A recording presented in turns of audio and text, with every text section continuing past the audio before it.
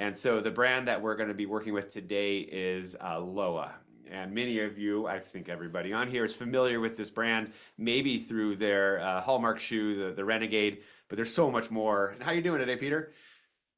Good, thank you. How are you? I'm doing well. I'm doing well. It's Good. it's it's getting cold where I am, and I'm getting very fired up for the winter. So it's my favorite season, and I just can't wait for the snow to fall. So Peter Sachs, for those of you who don't know him, is industry veteran. I've known Peter for quite some time, having worked in the industry and chatted with him. I've learned a lot from just being able to get his perspective on footwear in the outdoor industry and how it's evolved. Peter, how long have you worked in the industry, A, and then B, at LOA? Um, I I've worked in the industry for about 48 or 9 years, Wow, um, since I was in high school, and I've worked for LOA for just under 29 years at this point. amazing. So a while for both. Yeah, So right. And so yeah. that's you've seen it all. You've seen everything change and bring us forward to where we are today. And what do you see as your primary role at LOA? What would yeah, what are you really working on? Yeah, so I'm responsible and operate and run the U.S. subsidiary here for LOA, which is a 101-year-old German company. And our primary role, some of it is transactional. We take orders, we ship goods, all that kind of stuff. But really, our role is to get people out on the trail and get days of hiking out there and climbing and mountaineering and trail running and everything in between. And if we can do that, then people are going to buy our boots. They're going to buy jackets. They're going to buy backpacks. They're going to buy Mhm. the whole kit. And um, and so if in our little bit of our world we can inspire people to be outside, that's where we win. So Yeah, and yeah. LOA creates high quality products. I mean, really the top quality of any products out there. Things that are gonna boots that are gonna fit well, and we're gonna get into some of that, and then also last a really long time. I mean, I think that's the goal, and Yeah. um, and from a sustainability standpoint, the boots that are getting used over the years are the boots that are the most sustainable. So that's also incredible that you make such high quality products. Um, Thank you. yeah, and I want to let's just get right into product, Peter. I just want to kind of dive in so that we have time to explore some of these products. I think they're gonna give us as you run through them, give us a little insight into who LOA is as a brand. And let's begin with going into a mountaineering shoe. This is the Alpine Expert 2. But I want to point out some of the amazing features that you bring into your thoughtfulness around mountaineering boots. So the Alpine Expert 2, I mean, first of all, it's a great looking boot. But what separates a mountaineering boot? So, there's a couple of characteristics for mountaineering boots that are unique to the category. First of all, it has to be super supportive around the foot, has to really hold your foot, and be comfortable. If you're going to be out in the winter, it needs to be insulated. So, for instance, the Alpine Expert is insulated with Primaloft. It needs to be waterproof because you're going to be on snow and ice. Mhm. And maybe the most important differentiating category or characteristic compared to all other boots is that the whole sole unit here has to be really functionally rigid. And it has to have a little shelf on the heel and a little shelf on the toe so that you can put an automatic crampon on it. And Hmm. when you put an automatic crampon on, then you can go climb vertical snow and ice. Hmm. If it doesn't have a toe shelf, which I think you can see in the picture here, then Yeah. it'll only hold a semi-automatic crampon, one that would have more of a basket or straps to hold it, hold that crampon on, and that would be used mostly for crossing like a snow glacier or a snowfield or something like that. Yeah, something where you're Um, not front pointing in, something where you're using more force exactly. technique and just need the grip on the snow, but not getting into 60, 70 degree or even vertical ice. Going So up. so this Exactly. boot is going to perform in that way, right? But being a leather boot, you're going to get a lot of sort of sensitivity and flexibility and comfort out of this, even for the approaches versus like a plastic boot. Yeah, so the challenge here is that you want to make a boot like this be able to walk. So for your approach, for instance, a client customer can walk. So it's got some rocker built into that Hmm. rigid sole so that it makes it easier to walk. We also use a unique lacing system where the hardware goes into these little tabs, and those tabs prevent the hardware from going straight into the boot, so you're never going to feel that hardware across the top of your foot. The tabs can also move a little bit, Hmm. so you're not going to get bunching up of material. Roller bearings, so it's easy to lace, especially if you've got mittens or gloves on. And then one of the things that we like to do is really take this cut here at the ankle. We need to hold you back into the heel pocket, but we also like to make this cut come way back so that the boot is very flexible at the ankle. And that really makes it easy to both walk. It also makes it easy to climb. And that combination is really, really hard to achieve. It's really easy to make a soft boot. It's really easy to make a stiff boot. It's hard to make one that's got a combination thereof. Yeah, right. That's comfortable So, enough to get the ankle flex, but also gives you yeah, enough support to feel confident on very technical terrain. I love yeah. the small details that you put into these shoes, Peter, like the hardware details that you didn't have to do, but you opted in for. I mean, you just can pick this thing up off the shelf and you can instantly see the difference in quality through some of those, like the roller eyelets, right? I mean, it's so nice to be able to just lace your boot instead of having to pull the whole thing. Well, a day climber is going to probably put this on as they get out of their car to approach to go ice climbing or something. Hmm. Somebody who's doing a little bit longer trip is probably going to be sitting on the ground at the front of their tent. It's cold out. It may be blowing and snowing, and so you need to try to make it easy for them to get in and out of their gear. If they're struggling, they're Hmm. expending an awful lot of energy. They're going to get cold, things like that. At a time of the day when they don't really need to expend that energy and they don't need to start off the day cold, like Yeah. climb out of that tent, climb out of that car and go. So, Right. So, yeah. so thinking through that entry and exit, and also I think you call it X lace at the top, or I'm not sure what it is, but that holds the tongue steady throughout the course of the day as well. Yeah, so there's a little rivet here on our tongues on our classic traditional boots. And this, when you wrap the lace around it as you lace it up, will prevent the tongue from sliding one way or the other. So Hmm. it's going to keep the flex really similar all day long. Hmm. It's going to give you good padding across the front of your shin, the way it's designed. It's not going to create any rubbing or blisters as that tongue shifts. So Hmm. again, it's one of those small, um, we call them SLDs or shitty little details that we try to put into the boots to differentiate them from others in the market and make them a little bit better. The goal, even in a mountaineering boot, much less like a light hiker or something, is that it breaks in between the shoe department and the cash register and the car in the parking lot, and then the car to the trailhead. Which could be a distance of 100 yards or 200 yards or something.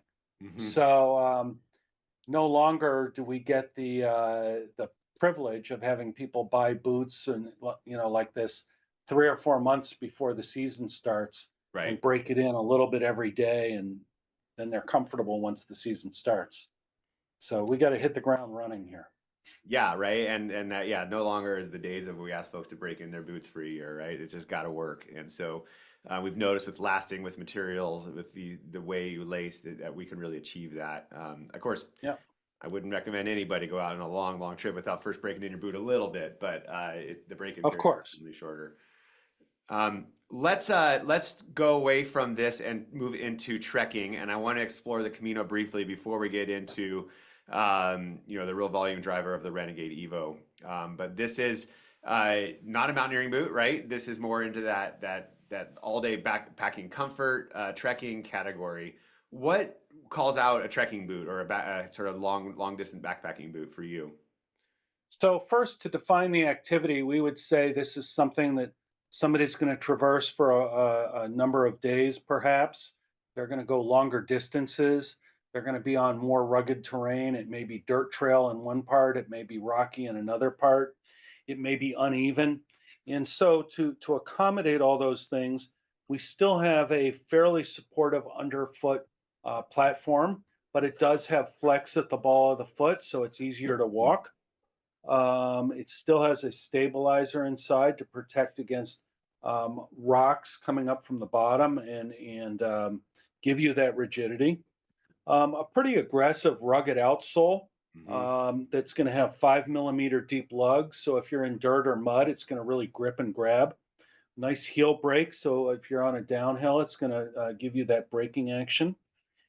In all of our backpack and really our hiking boots too, we use polyurethane midsoles, in some cases dual density like this.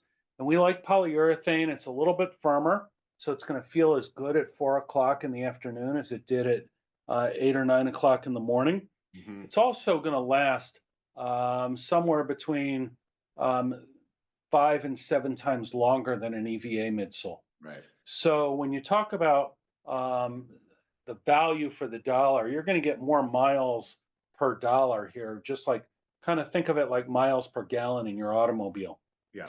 Um, then we move into the upper. We're still using full grain leather uppers in most of our trekking boots. It's going to give a lot of support around the foot. We still have things, characteristics like you just saw in the mountaineering boot, like the flexible ankle design, the tabs for flex lacing with the roller bearing eyelets. So we bring down a lot of those characteristics out of mountaineering. And sometimes people say, well, why do you do mountaineering? And it's not a huge category. It's hard to make money in it. Things really do filter down through the rest of the brand. Yeah. Has the X lacing. Um, we make a boot like this, the Camino. Um, we make it Gore-Tex lined. We also make it in a leather lining for super hot weather climates. Mhm. Um, and when we build a Gore-Tex lining here, we build it with a lasted construction. Yeah. So there's no wrinkles on the inside like sometimes you find with other brands who use other constructions out there. So that lasted construction, just like the outer leather, gets pulled down and around, gets glued to the Mhm. bottom of the footboard. So it's really tight, really close Right. fitting This to is the foot. a variation. Normally, we would do what we call PSC construction, where there's actually a board underneath or a gasket underneath as it's put into the whole last. And what you actually do is because you have your own factories, you're able to actually put the gore in and put it straight into the midsole componentry, removing a layer, Correct. removing some stitching, removing some of the ability for it to pucker. It's unique and something that LOWA is really a specialist at. Yeah. Special technology. So And so, that does get on a little bit of like, where are these boots made, right? We looked at the mountaineering boot, we looked at this, right? These are in your own factories. they are. So the mountaineering boots are all made in our factory in Italy. Hmm. It's a small little factory. It just builds mountain boots primarily. Trekking boots, backpacking boots like the Camino, the Ladylite, the Moria, some of our other models are all made in our factory in Jetzendorf, Germany, Hmm. which is about a 40-minute drive north of Munich. And it's where LOWA was founded 101 years ago. Awesome. And we still operate that factory. It's a very modern factory. Its roof is filled with a lot of solar panels that now supply about 60% of the factory's energy. Incredible. The rest is bought on renewable programs. Hmm. And we like keeping our factories in Europe because it keeps the supply chain very close. And it also keeps delivery to the about two-thirds of LOA's customers, who are all European based, also very close. So we're Hmm. not using a lot of long distance shipping for what is still the bulk of LOA's customer base. Yeah, that expertise and that know-how has been handed over for 100 years, right? There's just so much knowledge there on how to build shoes and it shows in the quality of these products that we're looking at. Yeah, when I walk into the factory, I see faces that I've seen for all 28 plus years that Amazing. I've been going to LOA. That's And awesome. and they're still putting soles on or stitching or putting hooks and eyelets in, whatever Yeah. their task is. Um, yeah, it's pretty amazing. Yeah, and they've seen it all and they know how to do it properly. Yeah. Um, well, I want to bump now to the Renegade because this is a shoe that sells pretty well, but has this year gotten an update. And the question I have for you is, how do you take something as iconic as the Renegade and update it and keep everybody happy? Yeah, so the Renegade is that everybody's been selling was about 15 years old. It was time for an update. And we said, well, what are the key things? What are the characteristics? What are the attributes in a Renegade that we have to keep? And the first one is the lacing, and it's what we call a derby lace, where the lace plackets come down and out. And that allows the shoe to open up, it allows it to close down, it allows that tongue to rise and fall. And that is what allows shop employees uh, to make it a go-to product to fit a super wide variety of feet. Hmm. The second thing is we use a polyurethane midsole and frame, and we wanted to keep that, but we wanted to change the shape of it a little bit to make it a little bit more contemporary. So it's a little bit more angular for men, and for women, it's got some subtle curves to it. It's a little bit softer right through some of these lines right here. Then we also got rid of a stitch line across the middle of the shoe on both the inside or medial side and the outside or lateral side of the shoe. And we replaced it with an emboss. So it keeps the visual effect of the Renegade, but it makes it one less set of stitch lines for potential failure. And finally, we took the leather on the medial side and we wrapped it all the way around the toe bumper. And we got rid of the seam here on the toe bumper on the inside medial part of the foot, again, to reduce a potential point of failure, but also to open the shoe up just a scooch right Hmm. here at the ball of the foot, Yeah. at that six toe area, whatever you want to call it. Give the shoe a little bit more space. Um, Finally, we did change the shape of the ankle lines a little bit from men's to women's to make it a little bit more specific. Women's is cut down on the ankle just a little bit to make it a little softer. But we wanted them to be distinctly different, men's from women's. Yeah. Um, and finally, the question that I've been asked in the stores that I've been in the last few weeks, um, all of the dimensions, the lasts, the size of the mold shapes, everything is the same as the previous version. So the fit is going to be 99.999% the same as Hmm. it was previously. Crucial. May fit a scooch differently right here, may fit a little bit differently at the ball of the Yeah, foot, but a but little those more. are really, really minor. And so So these the, still come in the various widths as well that what you were offering us before. Yeah, so some colors come in both mediums and wides and narrows also. Wow. In some cases, we have started to deliver widths. In some cases, widths will not be available until spring 25. Okay. And it's just really a function of our capacity at our factories Right. to introduce a model like this Right. And make that enough. sells almost a million pairs a year. Oh my gosh. So, yeah. That's mind-boggling. Um, and then extended sizing as well, because I do think that's part of the fit equation of this is it's just gonna fit everybody. There's just every foot out there it can fit. Yeah, so we make it up to size 16 for men, Hmm. and we make it up to a size 12 for women, and I believe for women we go down to a 4.5. So Remarkable. we can fit those teenagers, those tiny little women. We can fit those larger feet for both men and women, Hmm. and it's really important. And when the industry talks about inclusion, sizing is a large part of that. Can you fit all sorts of sizes, not just, Yeah. those in the middle, but big and small? It's the worst when you work hard on a sale and then you're just off a half size, right? Like, oh, I don't have it, Right. and it just doesn't exist. And like, all right, well, let's see what you can wear, right? Instead, Yeah. you can work on this, and you're confident that you can get a size and width variation that will fit somebody. So it's Yeah, and I always encourage retailers to carry those big sizes and those yeah. little sizes. I think there's a secret society out there of men's size 15s and 16s and women's size 12s. And when they find a shoe that fits their size, they buy it and they tell all their buddies Yeah, and all their friends. And so you don't need to carry a lot of them. You sell one, you buy another one, but it adds up at the end of the year. it So. does. It does. And so, well, I just want to give a quick overview on this, Ben, if you don't mind popping up 19 and 20 for those of us maybe who don't remember what the old one looked like, and we can see some of those changes. It's subtle, um, but it's there, right? And you can see that removal of the stitch line and just some of the subtle differences. And this is in the men's version.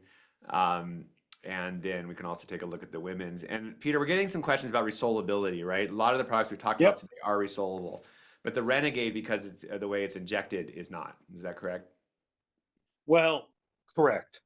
So the way we build these boots is we stitch the upper, then we put a sole into the bottom of a mold, and then we inject the midsoles to bond the two together, the two pieces together. So there's no glue. So unlike a Camino, for instance, we can't like peel off that layer. You would have to stop your mold machine, which has 36 stations and not so easy, and replace it for one-offs.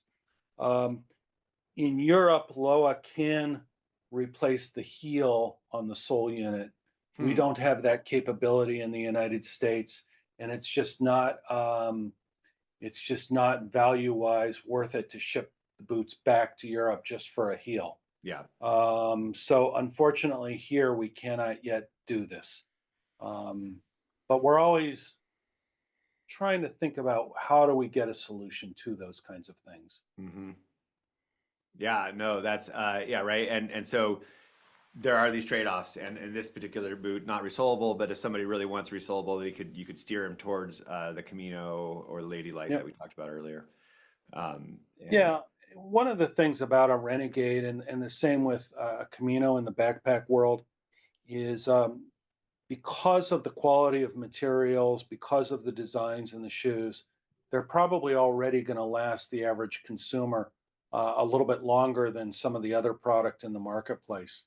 And that's what you're getting when you pay for a boot is something that's going to last 5, 7, 8, 9, 10 years. mhm. So Yeah, and by no means is the Renegade going to wear out quick, right? I mean, I think on the no, spectrum of durability, I mean, the shoes on our boot walls, the Renegade's going to live at the end there.